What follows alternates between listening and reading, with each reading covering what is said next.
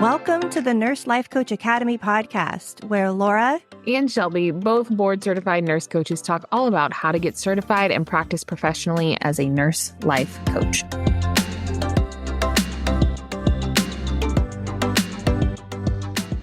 Today we're going to talk about creating action.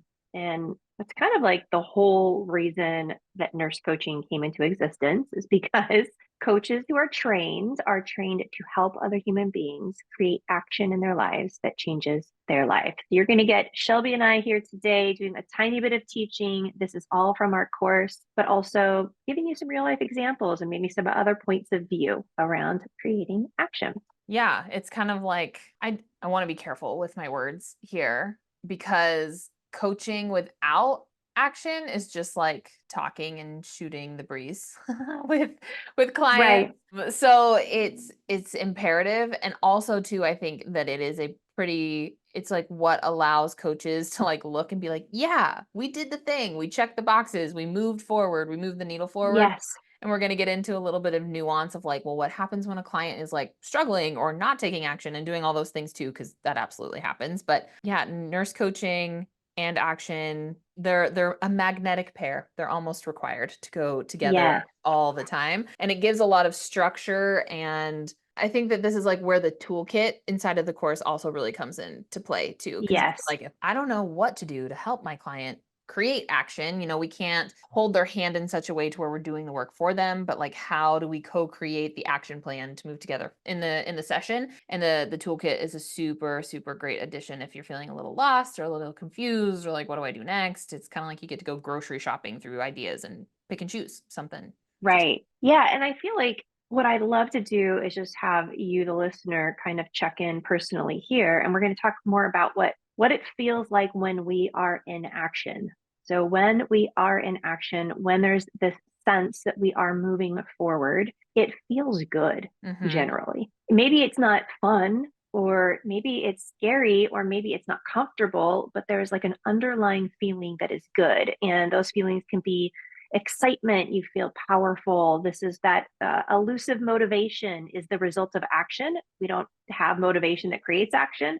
Action actually creates motivation. We feel liberated. We feel like we're being stretched. We're kind of in discovery and we're focused. And this feels empowering. This feels good. And speaking to so many nurses over the years, many of you come to nurse coaching, or you find out about nurse coaching because when it comes to your career, you do not feel like you're in any kind of action. You feel stagnant. You feel stuffed. You feel like there's a ceiling over your head, and that doesn't feel good.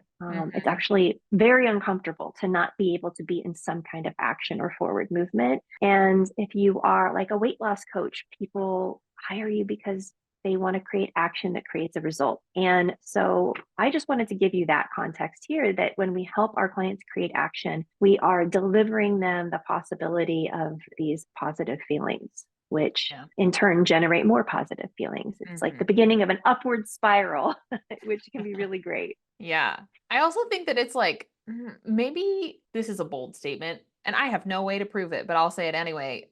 But like, I think that humans are generally designed to want to be challenged and stretched and to grow and to evolve and to learn more and do better. Like most, and maybe because of the people that we hang out with all the time, Laura, I'm like, everybody is like this, and that's an oversimplification of it. But I do find that like folks who are healthier, who are more embodied, who have a deep sense of purpose are often pursuing like the inner stretch that comes with creating action, right? Whether it's professionally or personally, or like if you always are like learning a new hobby or doing something new, like provides a lot of dopamine to like learn something new, grow at it and be good at it. I remember in nursing school that I went to a Bikram yoga class quite a bit. And I know that Bikram yoga has a bit of a bad rap now, but this is a long time ago before we all knew better. And but you go to the class and you do the same like 12 or 24 poses in the same order every time. And it's hot yoga. So you're sweating the whole time. But you go for like 4 to 6 weeks and I can clock like, oh, I can stretch a little bit more this way, or my balance feels better, or I feel stronger here. And it was so motivating for me to go every time because I'm like, how good can I Yes. be at it this time? And kind of in a similar way of like meeting with a coach every single week, you're like putting in the reps to stretch, to create action, to change your mentality, to change your body, or whatever the task at hand is. But it feels good. It feels like you're winning whenever. Yeah. Yeah. Creating action. I love that. Creating action in your life usually feels like you're winning.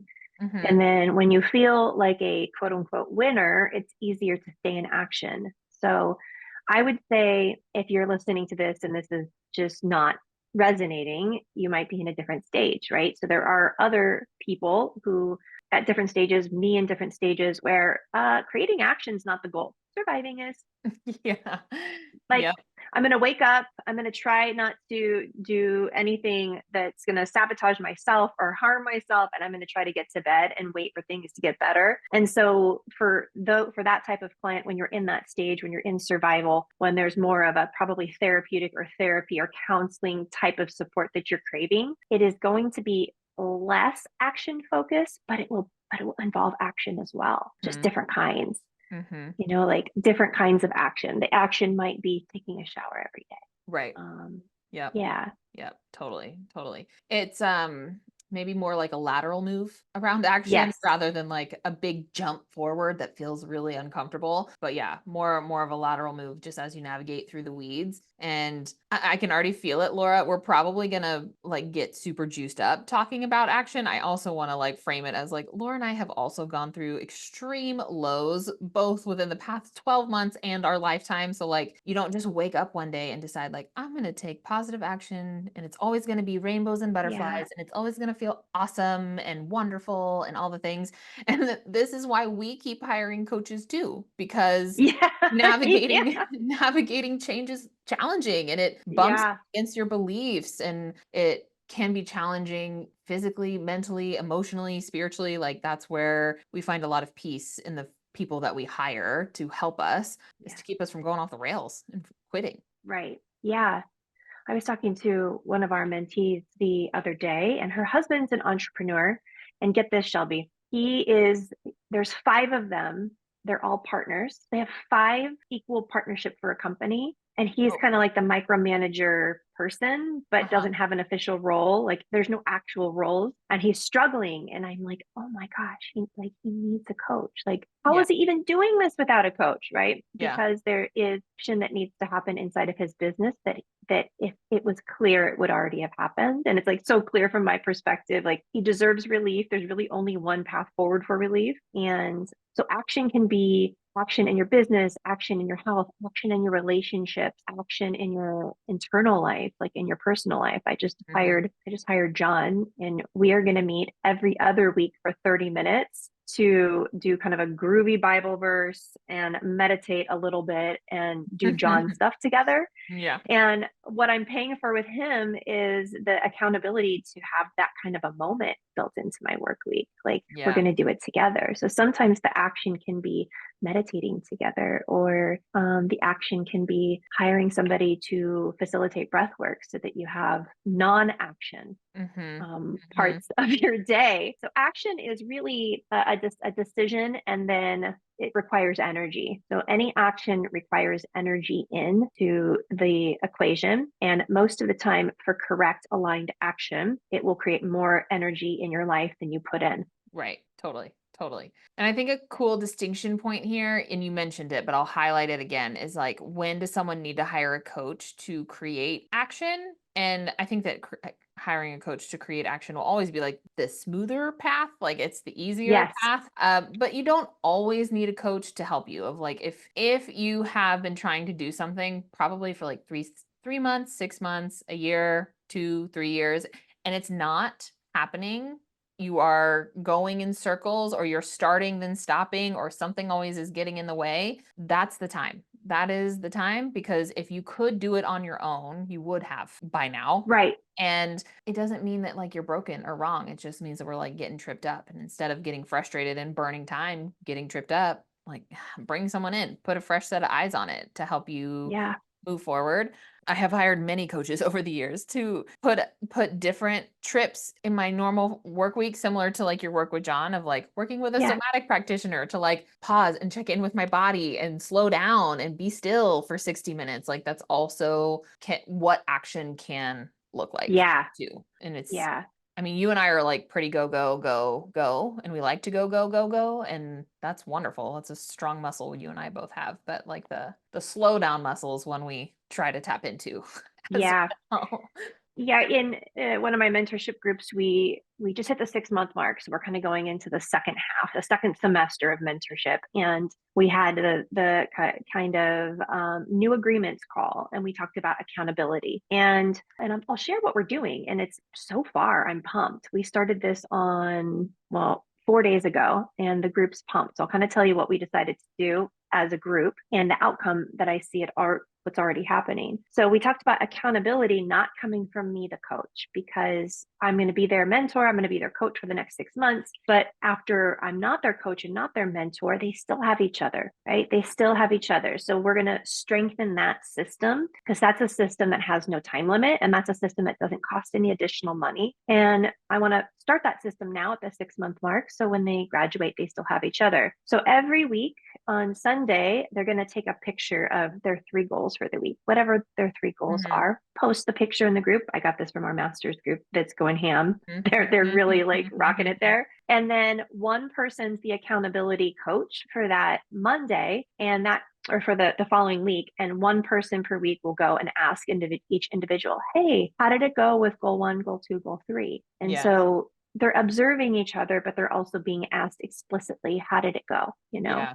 And then they're just rotating through. So I think in the next 6 months, they all do it twice or 3 times. And they're pumped. They're so excited. Yeah. And there's like a sense of vitality and people are signing clients. And it's because we've put in a system that encourages creating action. Like it is a good system. And one of those systems is, and that you learn in coach training, is SMART goals. And I used to have a love-hate relationship with SMART goals. I used to think those were so surface and so elementary. And I'm humbly coming back to the deep importance of having goals that are SMART. You want to kind of tell the listeners what a SMART goal is if they don't know? Yeah. I literally think my goal setting workshop that I hosted last year in 2023 was just like raining on SMART goals parade. I was like, I'm so friggin' over SMART goals. And they are surface level, they are transactional, but like that doesn't mean that they are inherently less than. But anyway, so SMART goals are, these tangible, detailed goals that are lined out. SMART is the acronym. I'm sure I'm like preaching to the choir here that they're specific, they are measurable. We have an action plan related to it, and there's a timeline on it. Like, how do we measure the result? How do we know when you win? And then there's a deadline on it to check in. Yeah. And I just did this yesterday with a mentee who, bless her, I'm obsessed with her as a human, and she has some like wonky wiring around connecting with humans that we are trying to be very curious about and tease apart. And I asked her the question yesterday. I was like, what words would you need to hear to know that what you are doing is good, that isn't fake, that is authentic? Like what feedback do we need to hear to know that it's true? And she was like, I probably need to hear from a client, like, thank you. That was helpful. Like, and I was like, awesome. Write it down right now. And I want you to look for it within the next 7 days because it's probably going to happen. Right. So a version of a SMART goal here, it was specific, it was measurable. We had a plan, write it on a piece of paper, put it on your wall. And before the end of the call, I'm not even kidding, within 60 minutes, someone reached out to her and was like, I'm so sorry that I've ignored your text message. It's not usually like me to ignore the text message. Yeah. Thank you for checking in on me. This was really helpful that you checked in on me. And I was like, boom, done. Like we are able to like check the box here and begin to look for the positive. So like SMART goals, they are critical, and I don't want you guys to underrate them because so many people, especially the deadline timeline piece. Yes. You and I even struggled with this, like rewind 3 or 4 years ago. We were getting lost in all of our to-do lists because we never put a deadline on anything. Yes. And we did that, and our business changed very, very, very, very, very quickly in a great way. Right. Super impactful.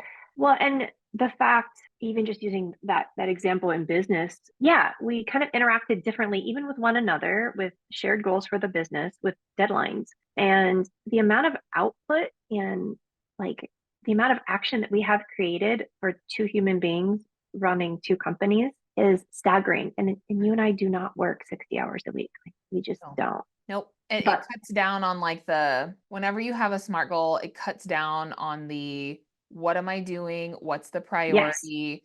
It like helps you kind of cut through the fluff a little bit. And so yeah, similarly, you might, if you are a coach or you are in certification right now, you're like, but it's not enough. SMART goals are not enough. And maybe not, but also arguably, have you really done it with your client? Like, have you really genuinely done it to where you have 3 SMART goals and you follow through on it and you check in and there's accountability to the goal over and over, and we kind of like hyper focus a little bit on the right. thing. Like, have you really? Because I can honestly say many times no for me, right? I just assume that the client's got it. And there's this like element of not babysitting and not momming and not nagging people for Yeah, their goal. But like if we hyper focus on the thing, people are gonna most likely follow through on the thing. yeah.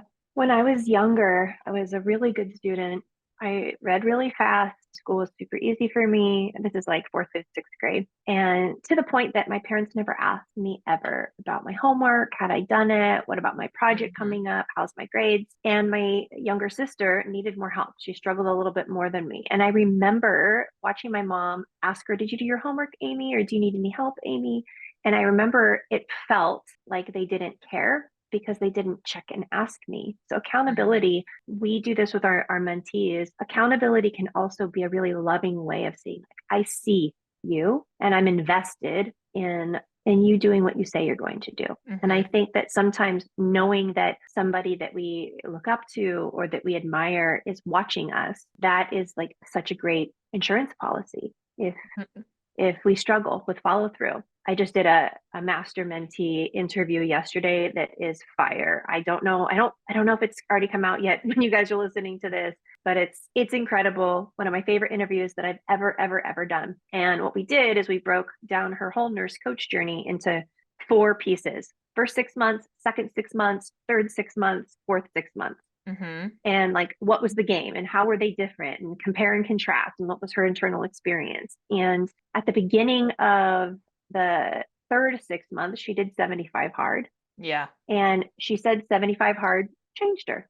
It was the reason. Like there was something Mhm. unlocked during 75 hard, which is basically a structure of SMART goals that you have to do daily for 75 days without missing one to complete it. Yep. So it is SMART goals on steroids. I highly recommend it for certain personality types. I do not recommend it for other personality types. If you haven't heard of it, if you search it, there it's all over the place. And I remember when I did 75 hard, I was different. Like something switched in me as well.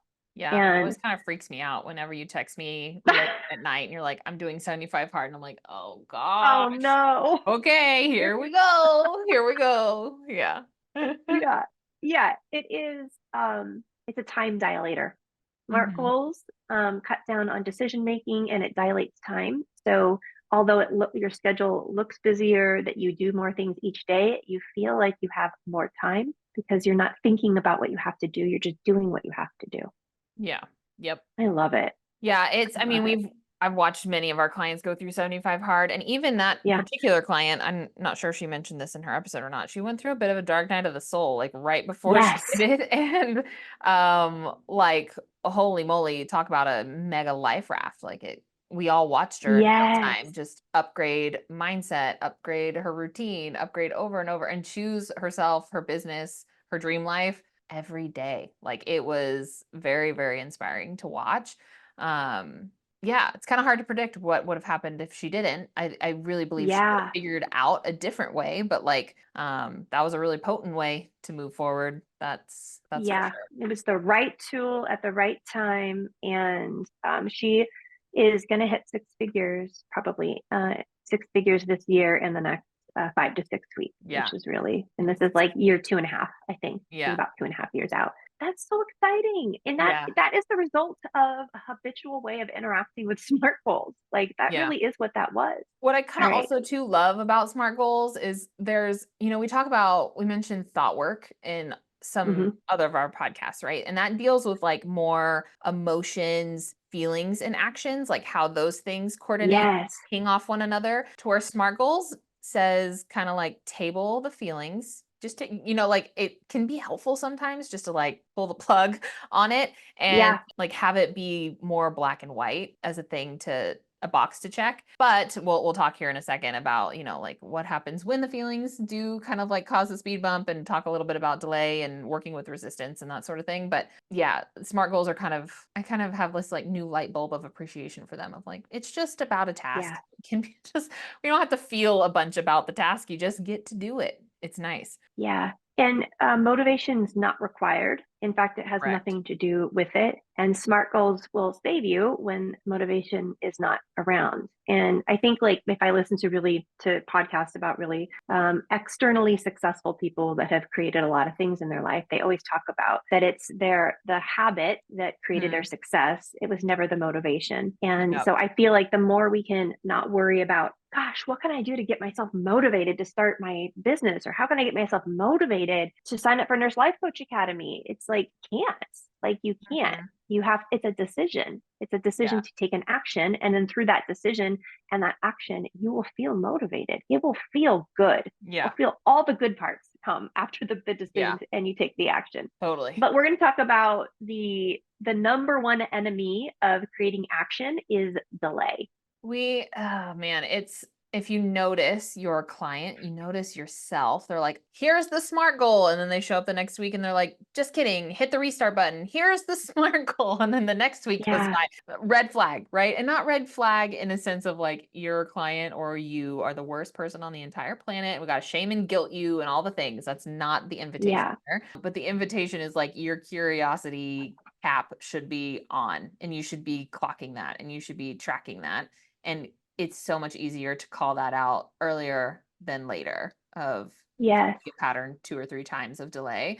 But should we give I guess we can give like the official definition of delay. That might be helpful rather Yeah. than me just talking about it. So when it comes to taking action, the primary resistance that shows up is delay. Delaying the action is the easiest way not to do anything about it, not to take action at all, and without experiencing the full amount of negative feelings that can arise from inaction. It can be helpful to share with your client what resistance is and to talk about delay being the biggest way that it shows up. And we have some questions here, right? Of like, how do you recognize when you are in delay? Like, how do you know that you are avoiding the thing? How do you know when you're kicking this goal down the timeline just a little bit? And really, like, delay, procrastination, we're kind of like avoiding a feeling that's associated with Yes. the action, right? So the feelings that can be associated with it are frustration, guilt, regret. You're not good enough. The burden's too big. You're incapable, or you should be doing something else, or like also shame. Those feelings suck. So like, Yes. of course, we might Yeah. be tripped up in it. Like those are rough. Right. Delay is the opposite of creating action. So while creating action and being in action feels empowering and exciting, and these they add more energy to your life, delay makes you frustrated, you feel guilty, you regret, you don't feel good enough, you feel burdened, you feel overwhelmed, incapable, and you start doing the I should, gosh, I really should, and the negative self-talk, which then creates more personal gravity. So then you're carrying around a 100-pound backpack from the delay, and that makes creating action harder because Mm-hmm. you have something even heavier. And we can liberate ourselves through action, even with a 100-pound backpack on, through a decision to take action. Mel Robbins has a book called The 5 Second Rule that is fantastic. She nails it when she talks about this. And the example that she gives is like she wanted to become a person who woke up early in the morning, but the moment that her alarm went off, if she wasn't out of bed in 5 seconds, then by the 6th second, delay would be stronger than the desire to create action. And so she talks about as soon as she would wake up, she would count down 5, 4, 3, 2, and she would just jump out of bed to like make it before the 6th second, because she knew that if she Yeah. could get out of bed before the 6th second, that she'd make it. And I Yep. think that that's so wonderful when making decisions. I do that a lot with big decisions of, 5 seconds. I have to decide in 5 seconds. And if I get to the 6th second, then I'm going to delay. Yeah. Yeah. And I think we see this a lot with people who it's like, do I sign up for certification or do I not? Do I do this Right. or do I not? And like, I feel like if you're asking yourself this question, like most of the time, the answer is yes. Of like, can, Yes. like if you're in this contemplative stage, most of the time, the answer is yes. Maybe the timing is something to like be more particular about, right? Of like, I want to do this, but not until January, or I want to do this, but in the spring, or like whatever. Yeah. But the decision, like getting off the fence is so relieving too, right? Like, Yeah. and so then we can avoid these like lesser than desirable feelings of frustration, guilt, regret, shame, like, yes, please, Yeah. yes, please.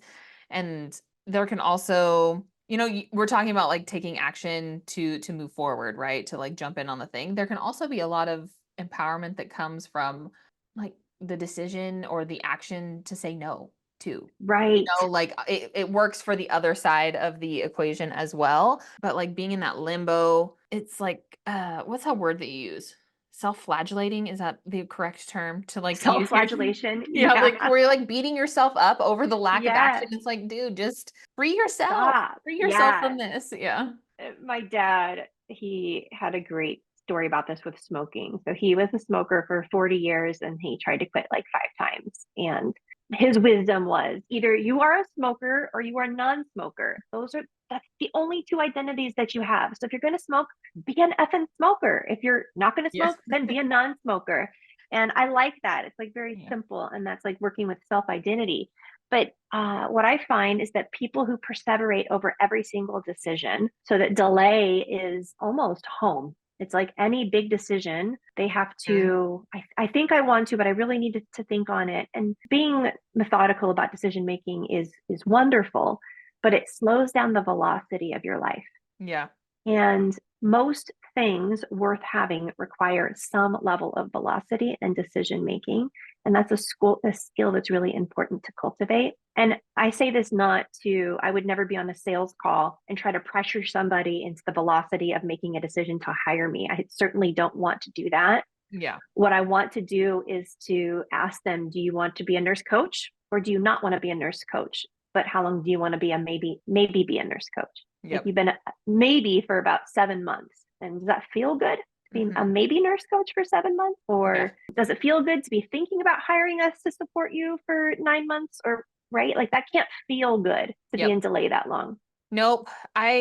Not to sound like a total brat, but I genuinely do not know what that is like. Like I don't have my life moves so quickly, probably borderline clinically too quickly, of like Yeah.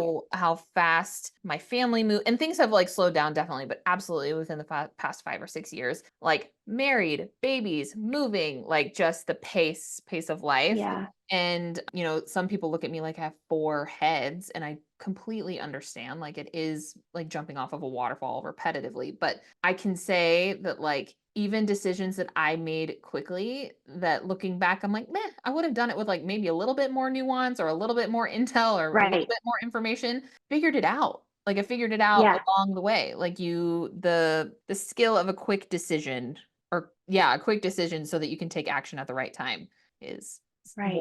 one that people are attracted to. So like as a coach, like this is something that you're going to build over time, but it's a good one to have in the tool belt. Absolutely. Learning and understanding what creating action feels like for yourself is the first requirement before you start inspiring and working with helping others create action. Because Mhm. all of the tools and the strategies that we're going to give you will fall flat if you don't know Right. deep in your body what it feels like and that you can articulate that to the client. Yeah. And I feel like you and I do this well in our sales calls when we're asking people to make a decision, when they're at a choice point. But I have never had somebody say, "Oh, I regret hiring you when I did." But I have all the time we hear, "Gosh, I wish I would have hired you before this other thing, or I wish I would have done your program before I did this other program." And that's not tooting our own horn. I'm just saying the nature of hiring a coach or the nature of taking a continuing education and becoming a nurse coach, those are usually great decisions all around. Like they're Mhm. just usually very, very good decisions. Mhm. It's not like buying a Ferrari or deciding to open a restaurant. Those are a little riskier, but Yeah. the decisions that you and I guide people through with us, most of the time, they are such good decisions for the human being.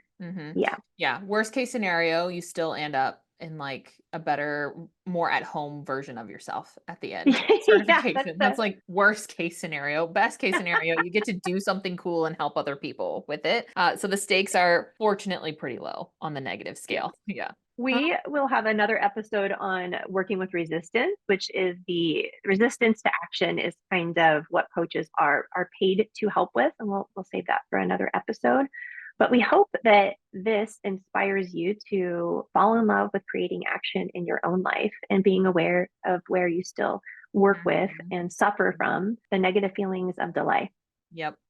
I'll leave one last thought here as we wrap up. If you are currently coaching right now in practicum, in your practice, whatever, and you're like, I wonder why my clients are struggling with taking action, I would also ask yourself that same question. Because if you are struggling, it is oftentimes reflected in your client relationships as well. I notice this too, of like my clients will unintentionally be reflecting things back to me that I'm also working on. And it's like a wink from the universe of like, hey, pay attention, like focus here a little bit. And if you are experiencing of like, man, all my clients are like in a funk, all my clients are not doing the thing, all my clients set the SMART goal and didn't follow through, like hold the mirror close for a moment and just be like, am I avoiding something? Am I, there's an energetics here as well I want to acknowledge. And so that's a little like coaching, not 101, but like coaching level 4 or 5 there. But yeah, phone a friend, talk through that one if you notice a trend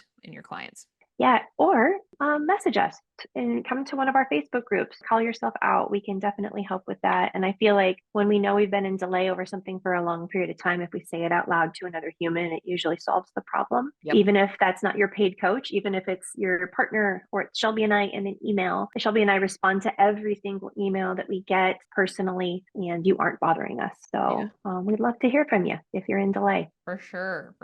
All right, team. Well, this is one of many, many frameworks and skill sets that we talk about inside Nurse Life Coach Academy. So if you're wondering, like, what do I learn in here? This is one piece of the pie. And we have so many other things that we would love to teach you as well. But if you have any questions, let us know. Come hang out and we'll see you same time, same place next week. All right, guys. See ya.